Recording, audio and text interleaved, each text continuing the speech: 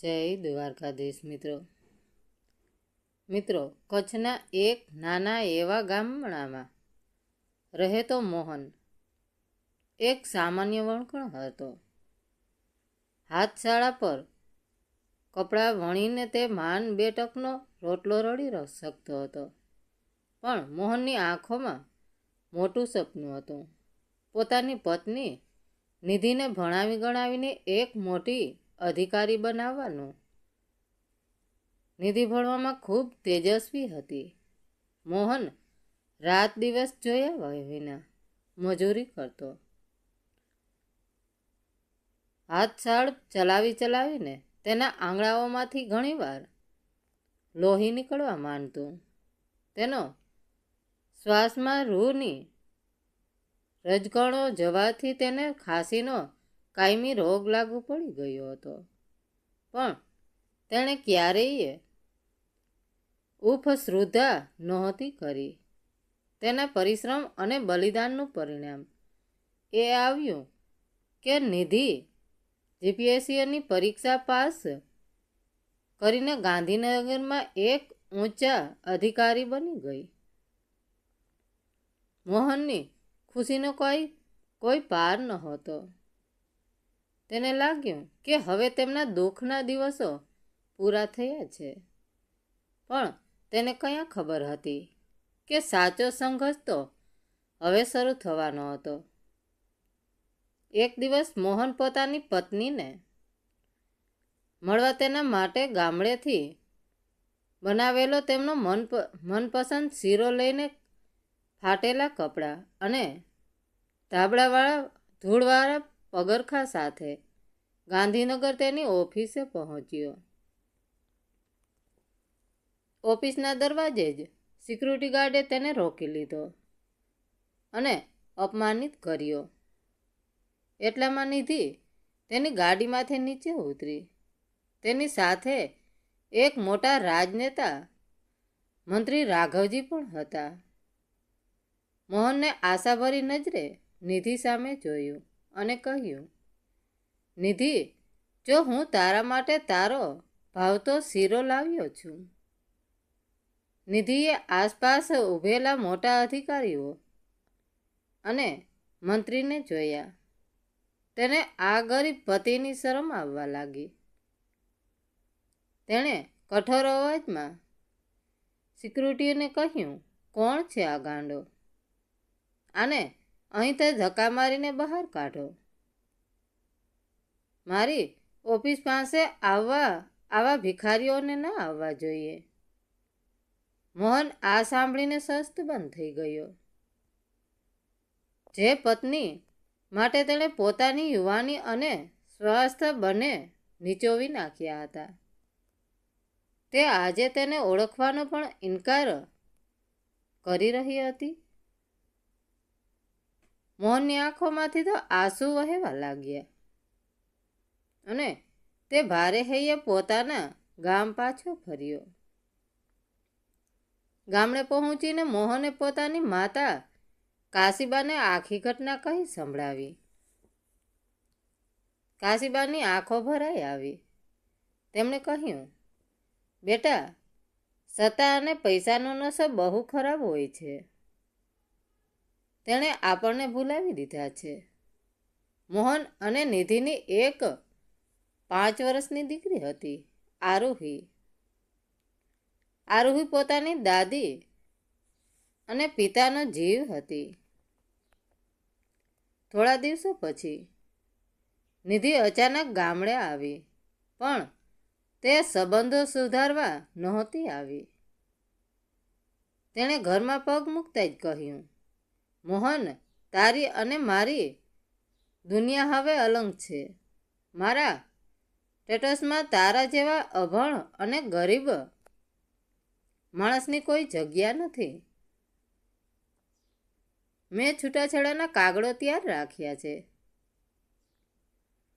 મોહને કરગરતા કહ્યું, નિધિ, તું આવું ન કર. આરુહી રજડી પડશે. પણ નિધિના માથા પર સત્તા સવાર હતી. તેણે નિર્દયતાથી કહ્યું, આરુહી મારી સાથે રહેશે. મોટા શહેરમાં તેને સારું ભવિષ્ય મળશે, તારી ઝૂંપડીમાં નહીં.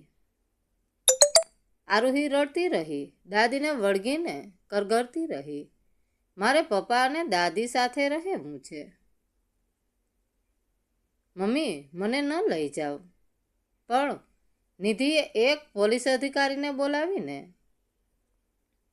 બળજબરીથી આરુહીને પોતાની સાથે ગાડીમાં બેસાડી દીધી. આ આઘાત કાશીબા સહન ન કરી શક્યા.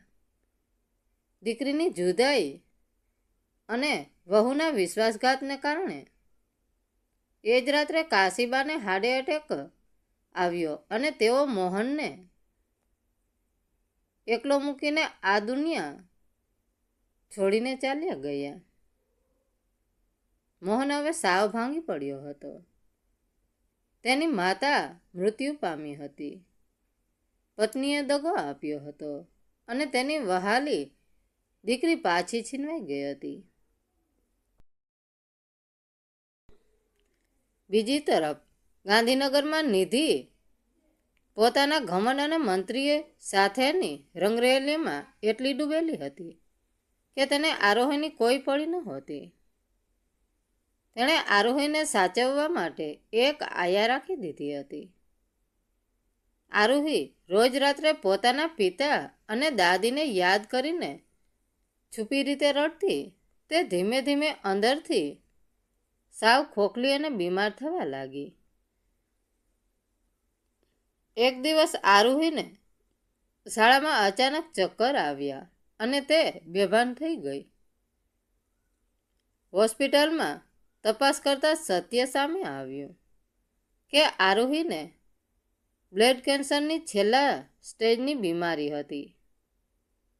જ્યારે નિધિને આ વાતની ખબર પડી ત્યારે તે મંત્રી સાથે વિદેશ પ્રવાસમાં હતી. તેણે પૈસા મોકલી દીધા પણ પોતે પાછી ન આવી.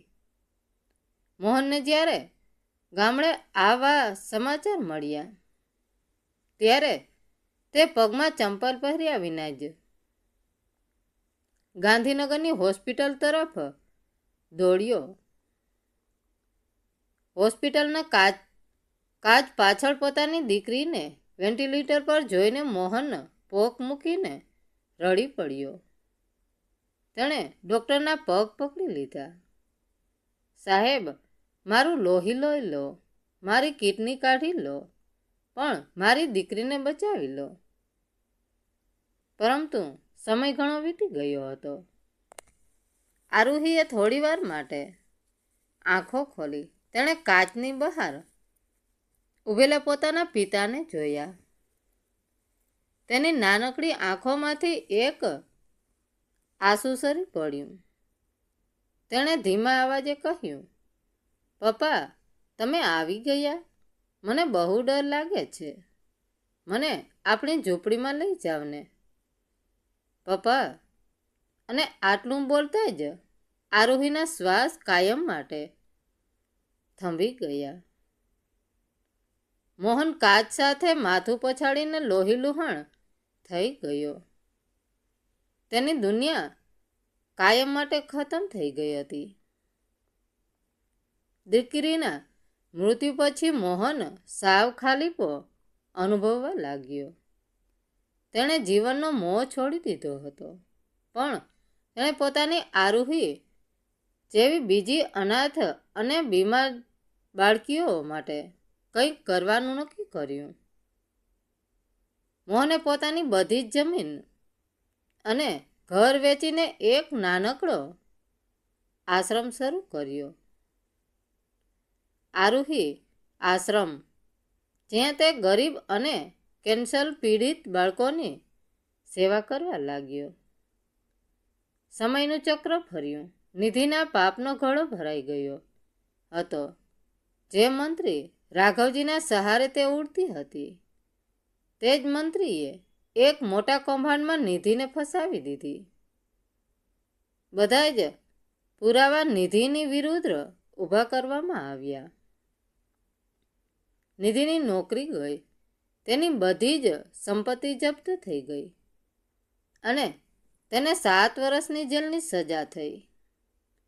જેલમાં નિધિને પોતાની ભૂલનો અહેસાસ થવા લાગ્યો. તેને રોજ રાત્રે કાશીબાનો મૃત્યુ ચહેરો અને આરોહીની છેલ્લી ચીસો સંભળાતી. તે જેલની દિવાલો સાથે માથું પછાડીને રડતી.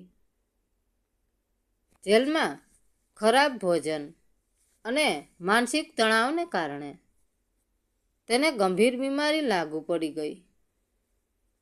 તેનું શરીર સુકાઈને લાકડું જેવું થઈ ગયું હતું. 7 વર્ષ પછી જ્યારે નિધિ જેલમાંથી બહાર આવી ત્યારે તે એક ભિખારણ જેવી લાગતી હતી. તેના શરીર પર મેલા ઘેલા કપડાં અને ચહેરા પર મોતની છાયા. તેને ખબર પડી કે મોહન હવે એક બહુ મોટો અને સન્માનિત સામાજિક કાર્યકર બની ગયો છે, જેને સરકાર દ્વારા પણ એવોર્ડ મળ્યો છે.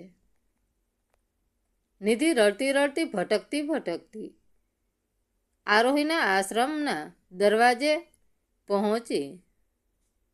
અંદર મોહન બાળકોને પોતાના હાથે જમાડી રહ્યો હતો. નિધિ ઢસડાતી અંદર ગઈ અને સીધી મોહનના પગમાં પડી ગઈ.